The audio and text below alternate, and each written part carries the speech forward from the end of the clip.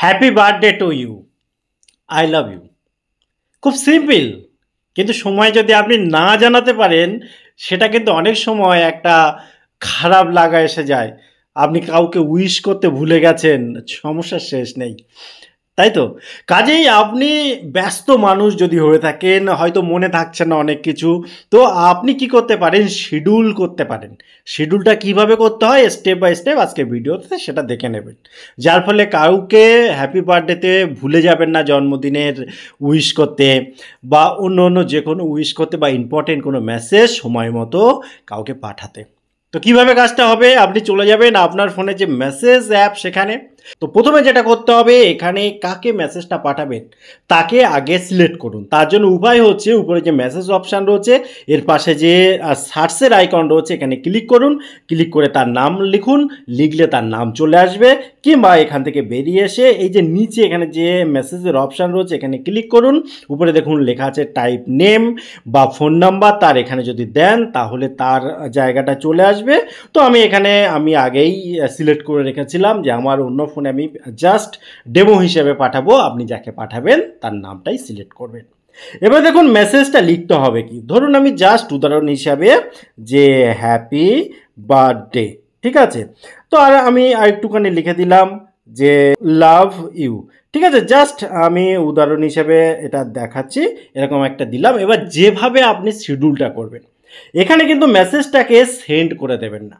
এখানে আপনি খেয়াল করে দেখুন নিচে, অর্থাৎ আমি যদি এখানে যাই, এই যে সিম্বলটা রয়েছে এই সাইডে দেখুন, এখানে এই জায়গাটা একটু চেপে রাখবেন। অর্থাৎ সিঙ্গেল ক্লিক করলে মেসেজটা চলে যায়, আপনি সিঙ্গেল ক্লিক করবেন না, আপনি একটু চেপে রাখবেন।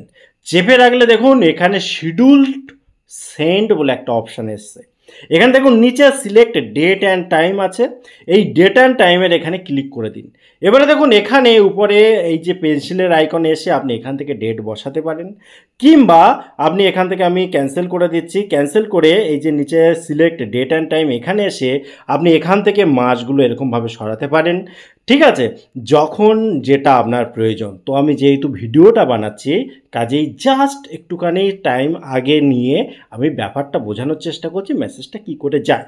তো আমি 13 তারিখ আজকের ডেটটাই আমি সিলেক্ট করলাম এবং নিচে এসে এই নেক্সট ক্লিক করে দিলাম। এবারে দেখুন এখন বাজে 2:21, ঠিক আছে। আমি এটাকে এটা হচ্ছে প্রথমে ঘন্টা, তো ঘন্টা 2 থাক। এবার 21টার জায়গায় আমি জাস্ট এখানে 22 করে দিলাম। দেখুন উপরের টাইমটাও দেখা যাচ্ছে। এবার এই সেট করে দিয়ে এখানে এই সেন্ড করে দিলাম। যখনই সেন্ড করলাম দেখুন একটা ঘড়ির আইকন শো করছে। এবারে আপনি এই জায়গাটায় খেয়াল করে দেখুন, এখানে কিন্তু টাইমটা উঠছে, বর্তমানে যে ঘড়ির টাইম। এবারে জাস্ট আপনি অপেক্ষা করুন, মানে একটুখানি জাস্ট কয়েকটা সেকেন্ড অপেক্ষা করলাম। এই যে দেখুন 22 হয়ে গিয়েছে, অর্থাৎ আমরা যে শিডিউলটা করেছিলাম সেই টাইমটা কিন্তু এসে গেছে। দেখুন আমি হাত কিন্তু দিচ্ছি না, অটোমেটিক কিভাবে সেন্ড হয়ে যাচ্ছে দেখে নিন একবার।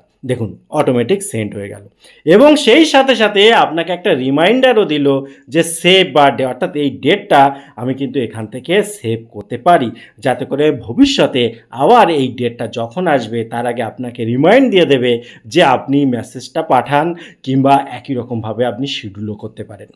টোটাল ইনফরমেশান কেমন লাগলো অবশ্যই কমেন্ট করতে ভুলবেন না। আবার দেখা হয় পরবর্তী ভিডিওতে, ততক্ষণ ভালো থাকুন, সুস্থ থাকুন, বাই বাই।